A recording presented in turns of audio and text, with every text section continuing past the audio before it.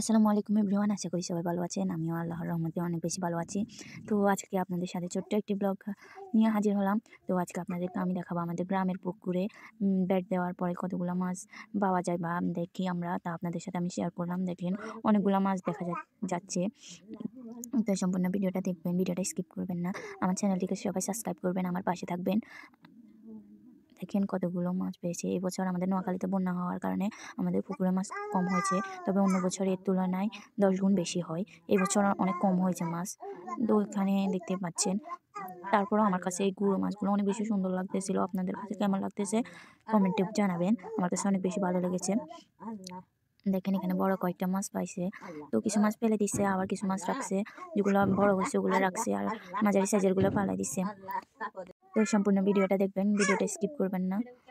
দেখেন কতগুলো মাছ পাইছে, বড় বড় মাছ। সবগুলো নেই, ওই যে কতগুলো ফালাই দিতেছে।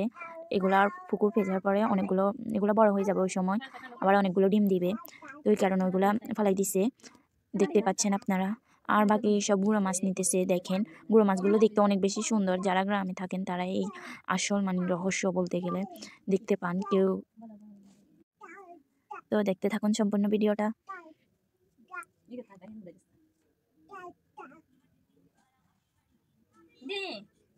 অনেকগুলা মাছই পাইছি আমরা, সব ছোট মাছ। আমরা আবার ছোট মাছ পছন্দ করি, আমাদের বাড়ির সবাই ছোট মাছ পছন্দ করে।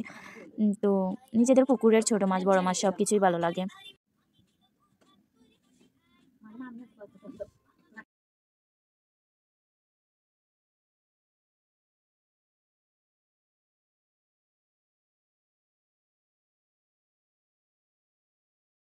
দেখেন কতগুলা মাছ পাইছে।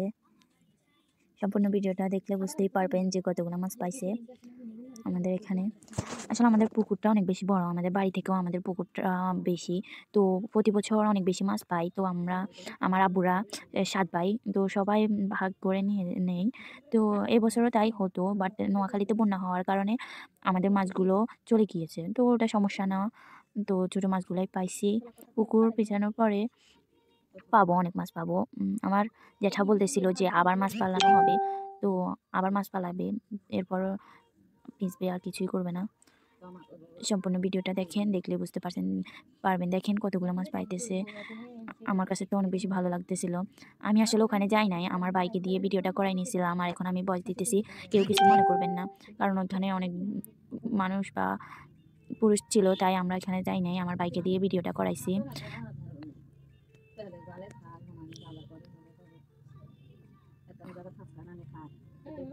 তো দেখতেই পাচ্ছেন, আমার কাছে তো ভিডিওতে মাছগুলো দেখে অনেক বেশি ভালো লাগতেছে। আপনাদের কাছে কেমন লাগছে জানি না। তো আপনাদের কাছে যদি ভালো লাগে তাহলে আমাকে কমেন্টে জানাবেন অবশ্যই।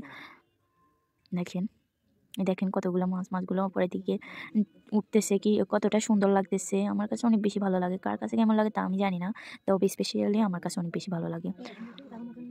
তো দেখেন সম্পূর্ণ ভিডিওটা, আশা করতেছি আপনাদের কাছে অনেক বেশি ভালো লাগবে। তো আমার আগের একটা আইডি ছিল, ওইটা ইউটিউব সাসপেন্ড করে দিছে, তবে কেন করে দিছে আমি তা জানি না। তো এই চ্যানেলটাকে আপনারা সবাই সাপোর্ট করবেন। আপনাদের সাপোর্টেই আমি হয়তো বা অনেক বেশি উদ্যত হব যে ভিডিও দেওয়ার জন্য। আপনারা যখন আমাকে সাপোর্ট করবেন না, তখন আমার ভিডিও বানাতে মন চাইবে না। তো আপনারা সবাই আমাকে কমেন্টে বলবেন যে আমার ভিডিওগুলো কেমন হয়। যদি আমার ভিডিওতে কোনো ভুল হয়ে থাকে তাহলে আমাকে কমেন্টে বলবেন, আমি ওই ভুলটা সংশোধন করার চেষ্টা করব, এবং কোনো প্রশ্ন থাকলে জানাবেন, আমি অবশ্যই আপনাদেরকে উত্তর দেব। তো মাছগুলো নেওয়াই শেষ হয়ে গেছে অলরেডি, দেখতেই পাচ্ছেন সবগুলো মাছই নিয়ে নিয়েছে। এরপর এগুলোকে উপরে উঠানো হবে, দেখতে পাচ্ছেন অনেকগুলো ছোট মাছ পাইছে, দেখতেই পাচ্ছেন। এরপর এগুলোকে আমরা উপরে নিয়ে এগুলাকে ভাগটা করবে আমার জেঠারা সবাই মিলে, দেখতে পারতেছেন। দেখেন আরো একটা বড় মাছ পাইছে, অনেক বেশি সুন্দর লাগতেছে আমার কাছে। আপনাদের কাছে কেমন লাগতেছে অবশ্যই কমেন্টে জানাবেন। ওই দেখেন কতগুলো মাছ পাইছে আমার জেঠারা, এগুলোকে বাঁচতেছে, দেখতে পাচ্ছেন। দেখেন কতগুলো। ভিডিওটা দেখার জন্য ধন্যবাদ। তো আজকের মতো বিদায়, আসসালামু আলাইকুম। জানি না তো সম্পূর্ণ ভিডিও